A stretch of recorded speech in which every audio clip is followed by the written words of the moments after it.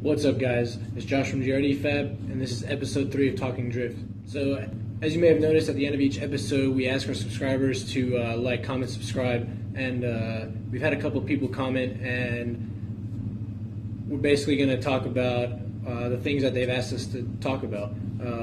So to start, all-wheel drive drifting. I'm sure you've all heard of Ken Block. Gymkhana, you've probably seen his Gymkhana videos. They're really cool. But the type of drifting we do is not the same type of drifting as Ken Block does. I don't know if you've seen Formula Drift. A lot of you probably have.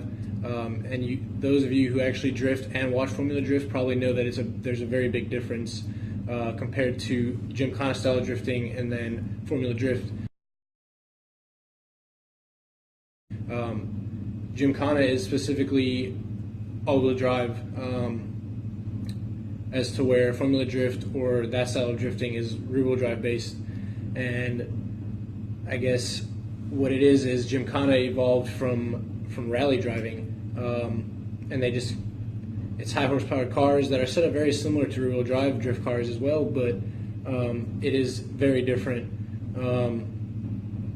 It takes a lot more control in certain occasions to rear-wheel drive drift. Not saying all-wheel drive drifting doesn't take skill as well. It does, but it's just a very different style. Gymkhana is based more around having fun. It's not so much competing. It's, as rear-wheel drive drifting, there's actually a scoring technique. You're getting scored off of, your angle, your line, how much smoke, your style. And all-wheel drive drifting is more so not as well known, and the videos I'm sure you've seen, Gymkhana from Ken Block, he's very good at what he does, and those cars, the stuff he does in his videos are really like a spectacle of power over skill and driving style. He hauls ass everywhere he goes, and he makes smoke, and he has a good time, as to where rear-wheel drive drifting is, one person against another, especially during competition, to compete for a score and to decide a winner. In all-wheel drive drifting, there isn't really competition for that. People don't necessarily build all-wheel drive drift cars to go drift. Rear-wheel drive drifting is a very easy sport to get into, which brings me to my next topic, starter cars. Someone asked, hey, what are good cars to start with? And along with that, what are good modifications to do? So I'll say it like this. I personally drive a 350Z. You've seen it. Isaiah drives a G35. Both really good cars. You can get them for fairly cheap these days. Obviously, you want to have a 6-speed or a manual transmission, but then there's other cars as well, also really well known, the 240SX. You can get a Mazda Miata. You can get a Mazda RX-7, FC, FD. Basically any rear-wheel drive car. Some people do with automatics, but the problem is they're going to struggle because automatic, you don't have a clutch. Yes, you'll get the car sideways, but there's going to be times where you need to have a sudden jump of power, and you can't get that with an automatic. So a clutch is very necessary in drifting. So I would highly suggest, if you want to get into drifting, get one of those cars. And then as starter mods, basically, you don't really need a whole lot, but I would suggest getting some coilovers so you can have a lower center of gravity, so your car handles better. So on top of that, you're going to want a welded diff or an LSD, so you can have both of your wheels locked at the same time, so you don't have the notorious one-wheel peel. So that way, when you're coming into a corner and you floor it and you dump your clutch, that way the car kicks out. Otherwise, there's going to be times, you might get your car sideways with an open differential, but what's going to happen is you're going to go to hit a corner, and yeah, your car might slide out, but you're going to go to transition, and your diff is going to open, and only one wheel is going to spin, and you're not going to slide out the other way.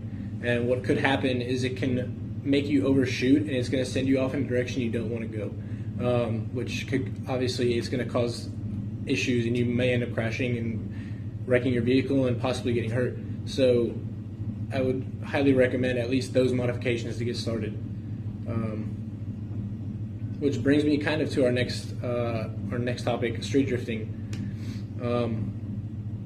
So I had somebody message me telling me that they were going to an appointment, and they had, they were driving down the road, and they were coming on an on-ramp, and it was raining, and somebody in a car, I don't know what kind of car it was, I'm assuming some kind of drift car, maybe, or somebody trying to get into drifting, which is awesome. I'm totally for people getting into drifting. I love drifting, if you haven't noticed. And I guess what happened was they tried to drift this on-ramp in the rain, which is cool. I enjoy that too. I can't really down them for doing that. But I think what happened was they didn't really know what they were doing. My friend said that, the person overshot, started going off the road, came back on the road real hot, real fast, and almost caused a wreck. So, everybody starts drifting most likely on the street. I know I did. I know Isaiah did. I know a lot of the pros did. Not many people will have enough money to just, hey, let's build this car and then never street drift it and just go straight to the track. It doesn't really happen like that. So I guess I'm not against street drifting. Everybody does it. I do it. Just my only concern is don't go street drifting where somebody could possibly get hurt or where there's people around. So if you're going to street drift, go to a spot that's secluded, or at least do it at nighttime where there's no cars around. On top of possibly hurting people, you're going to get in a lot of trouble if you get caught. You don't want to run from the police, because you've seen what happens when people run from the police. You play stupid games, you win stupid prizes. So just if you want to go street drifting, get with some of your buddies, get with some of the local drifters in your area, and find some drift spots. There's places all over that you can go drift without causing problems and staying out of trouble, So look into that, and you'll probably have a good time. Everybody breaks their car. It's a natural thing in drifting. You're going to break something. So have backup parts. Be ready for when something does break. Drifting is a very expensive hobby. It's a very expensive sport, and if you want to be good at it, you're going to practice a lot, and you're going to break your car a lot. I've spent thousands of dollars on cars, on parts. Last video I said I was going to explain about myself and how I got into drifting and the cars I've had. So I guess we'll start. I got my license when I was 16. I had my first vehicle was a Chevy S10 in 1990. It was stick shift, so I learned to drive with a stick. I'm really glad I did that because, stick shift is awesome. I hate automatics. My truck is automatic, but that's my tow rig. Yeah, so like I said, my truck is automatic, and that's like the only thing I can see being, you're not really trying to do motorsports with a full-size pickup truck.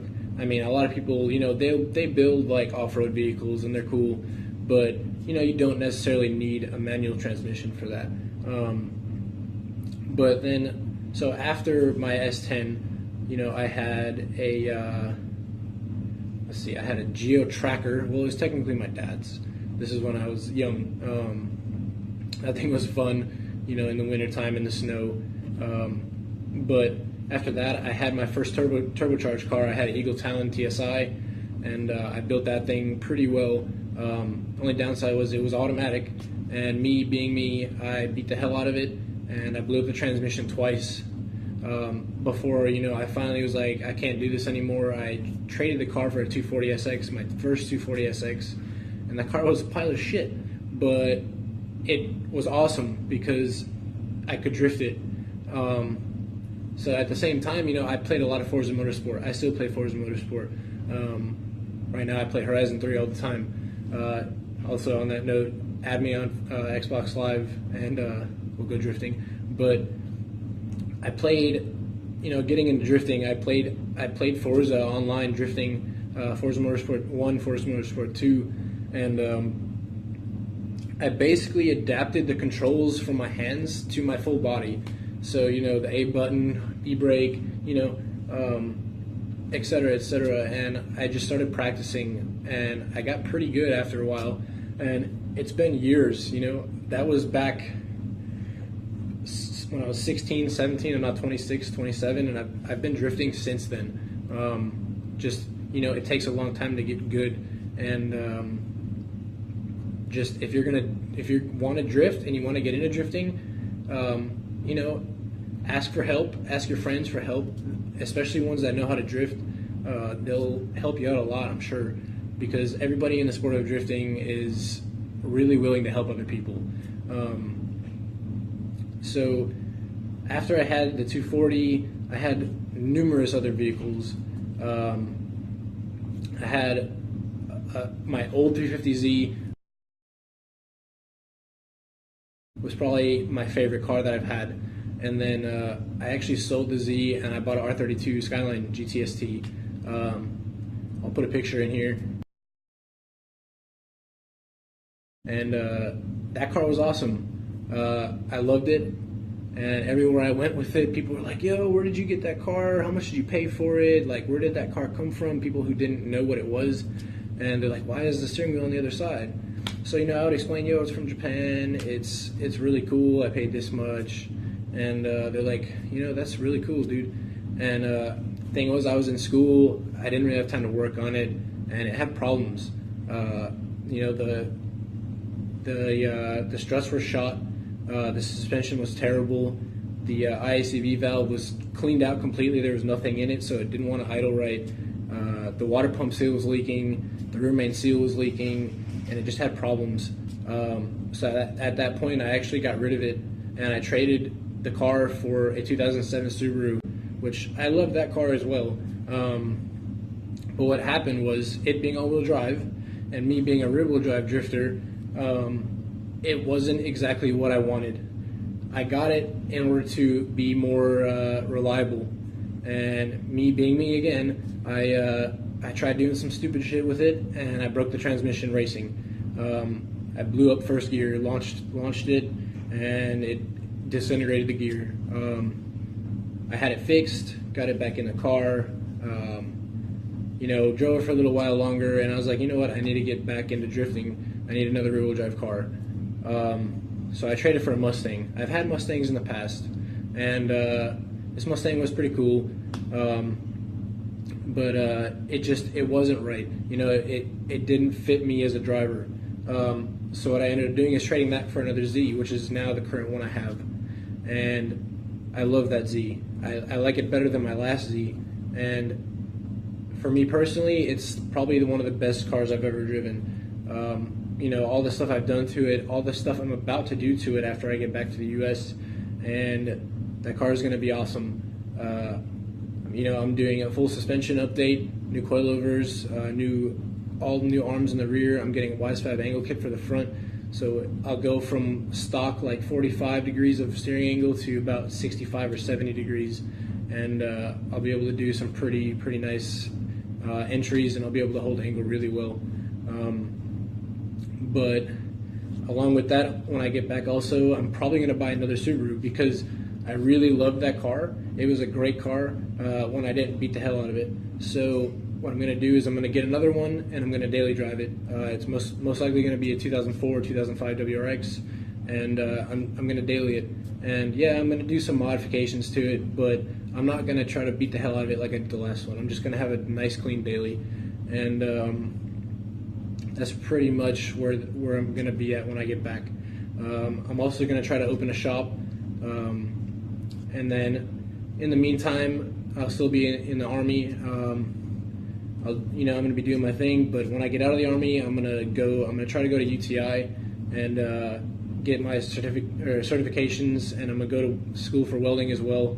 I already weld, as I'm sure you guys have seen, but there's a lot of techniques that I don't know how to do. There's a lot of types of welding that I don't know how to do. So I'm going to go learn and get certified in them so I can fully do everything I want to do as far as fabrication for vehicles. I already build bash bars, I build custom fenders and stuff like that, but there's a lot more I would like to do. I need to, for sure, I need to learn to TIG weld, and I just have to get the time to be able to do all this stuff. It's very difficult being in the military and doing all this drift stuff at the same time. It's also very expensive to support my family and be able to afford everything else I want to do. So there's a lot of times where I give mad props to my wife because she hates my hobbies with a passion. She supports me in it fully, but I know she hates it because that's where a lot of my time goes, and that is also where a lot of our money goes. And I appreciate everything she does for me. So there's that. So I guess our next topic will be left foot braking. Somebody had commented on a post and said, hey, talk about left foot braking. So left foot braking is a very good technique. I personally don't always use it that much because I have a hydraulic e-brake, but left foot braking can be used in a lot of occasions where you're coming in drifting, you're sideways, and say you're tandeming, you're the chase, right? So you're trying to get close to the lead, but you're going too fast. But if you let off the gas with your right foot and hit the brake, your car will most likely straighten, which you don't want. So what you do is you stay on the gas with your right foot and you use your left foot to tap the brake, and that will slow down your car because it will engage your front brakes before your rear, if you have your brakes correctly. But it'll slow you down, but it won't straighten you because you'll still be on the gas, so your rear wheels will still be spinning. It's, like I said, it's a very good technique, so you can control your car wherever it goes. So if you have that and a hydro e-brake or a good working e-brake, you can pretty much have your car do whatever you want it to do. I don't really have any issues ever with controlling my car and how I want it to go. But yeah, so I guess that kind of covers all of our topics for today's video. If you have questions, post them on this video and I'll answer them in the next video, or we'll have Isaiah answer them because he's also part of GRD Fab. We're actually looking to get our liveries made pretty soon when we get back, and we'll have some pretty sweet looking liveries on our cars. Yeah, so please comment, like, subscribe, and thank you for watching, and you guys have a good day.